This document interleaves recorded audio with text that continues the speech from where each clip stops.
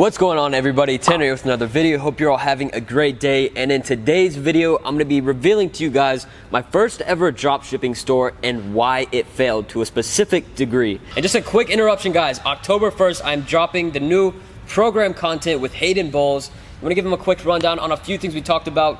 Well, I wish I could show you what's on the whiteboard right there. First of all, it's still written. We got to keep it low key, but you guys are going to be getting a pretty good amount of videos going through a lot of different stuff, both on undiscovered product research strategies and a lot of content on Facebook ads. So if you've ever really wanted to be able to identify the right product, scale that into Facebook, not only to be able to obviously hit high numbers, but do that consistently as well. That's what I focus on because that's my specialty. So I broke all of that down in the computer for you guys. October 1st, see you there. Check it out.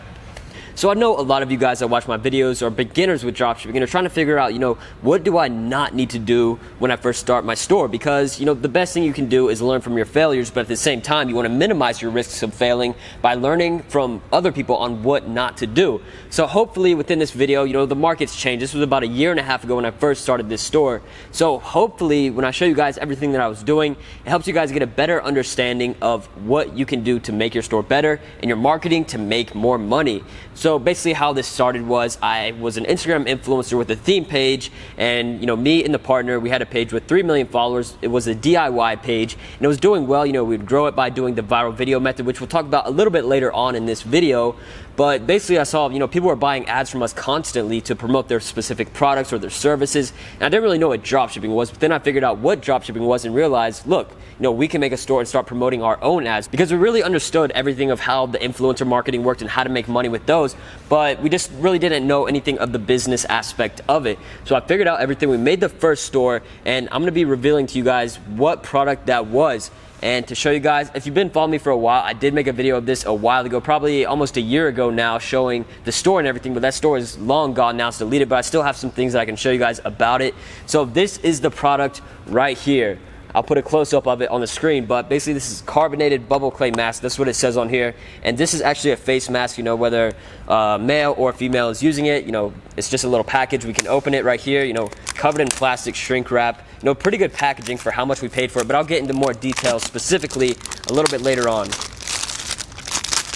So you take off the plastic. Now you have this little box here, still some plastic. We open up the seal, and you get this little tub right here and this little spoon looking thing. So basically what this is, has all the labeling, everything like that. I really wanted to custom label it, but we couldn't. And you open it and there's a cover, and it's basically just this stuff. It looks like mud, green mud basically, and you put it on your face and it bubbles up. And I'll show you guys pictures of it in a minute when we're on my phone.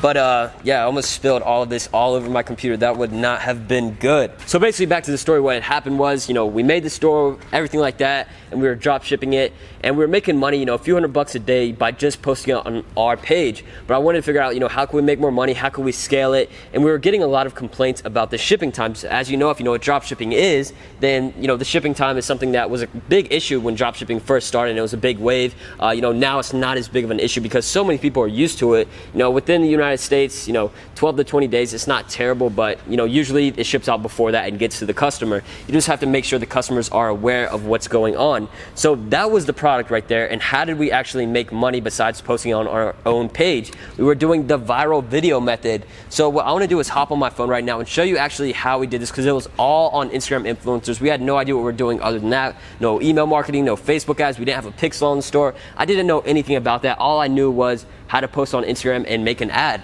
So let's go ahead and hop on my phone and I'll show you guys some of this stuff. Okay, so we're on my phone now. As you can see right here, bubblemask.co, that was the name of the store. It was bubblemask.co, that was the domain name, as well as the Instagram page. So you can see here, this is the page. I can't scroll up and down on because this is just a screenshot I just found. And as you can see, those pictures right there and videos, those thumbnails, that is exactly what it looked like once you put it on your face. So we had that there and everything was looking good. The page was nice. We were getting a lot of traffic. As you can see, those followers are all real, just from getting viral videos and images.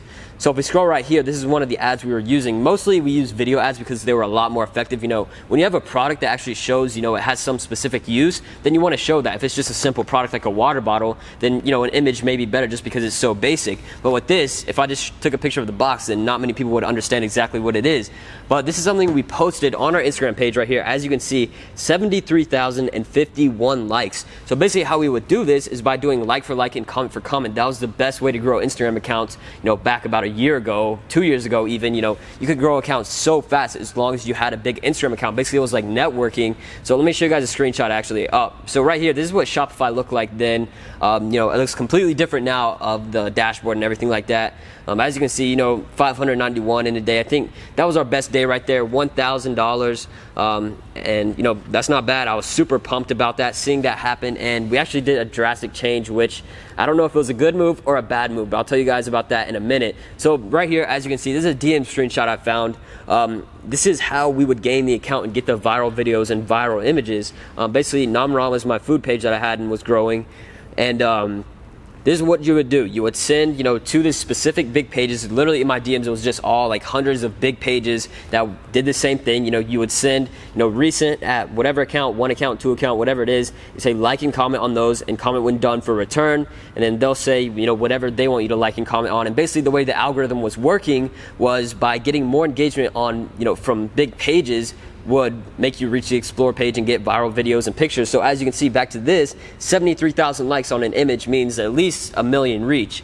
So I probably have some screenshots of the analytics somewhere in my camera roll. It took me a while to find all of these because it's just so long ago. But as you guys can see, that's basically how we were getting videos and images to go viral and make sales off of that. So let's head off my phone here real quick. So off of my phone now, we had this product, we were making a couple $100 a day, but we really were getting complaints and we didn't know what to do about it. So I had the great decision of buying units, in-house shipping. So we had all of these. We bought, I believe, 2,000 units for about $2.32 a piece. We sold them for $16.99, shipped out and everything like that. Well, the people would pay for shipping since we were doing in-house. I had everything in my house, the label, printer, all the units. I still have over 500 units of these at my house. If you saw Hayden's video, Hayden Bowles, then you would know what this is because he made a video about it. But this right here was the actual packaging. I still have a bunch of these at my house too. Basically what I would have to do, put the box in here like that, rip this little seal off, and then close it up. This is like a little sticky thing here, and then the label, you pop it right on here. Basically, you have a label printer, and through Shopify, if you're shipping in-house, you can actually print labels off of Shopify and buy them off of there, and it just takes directly out of your bank account. It makes everything a lot easier and a lot cheaper than going to the post office, because it's basically just a big sticker you put on here, and then you take it to the post office, and it's good to go. So I was doing that every day, fulfilling orders. It was manual work. It felt cool because I felt like I actually owned a business, because that was my first real glimpse into making money off of something that wasn't just online. There was actually something that needed to be done. And so that decision was probably not a good decision, except we had a very good customer feedback based on what we were doing, because we were fulfilling so fast and everything was quality and everything like that. Because really, when you're in charge of the fulfillment, everything, you're basically in charge of when it gets to that person and how good the quality is. So with that being said, we had very good reputation. And as time went on, sales probably spiked to about 20 to 30 grand in total. I wish I still had the Shopify store so I could show you guys all of that, but it's not there anymore because I closed down the store. But competition started to come in. Influencers started to figure out what dropshipping was. They saw my videos were getting millions of views. We had videos that literally hit 3 million views, but we weren't doing something right because we only made 20 to 30 grand total, and probably tons of ads on our page and millions of views and millions of reach on our Instagram page for the company.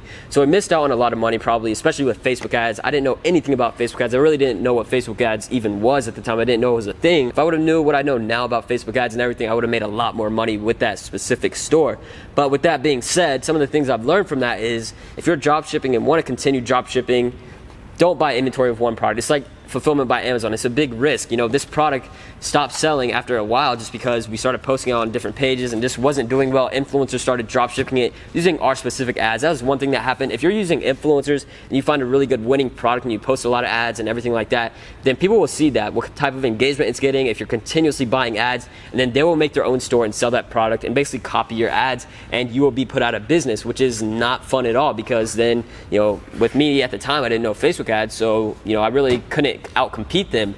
That's one thing with Facebook ads. If you have data, then nobody can really compete with data. But on Instagram influencers, you don't have data. All you have is just broad traffic and hope that you make sales.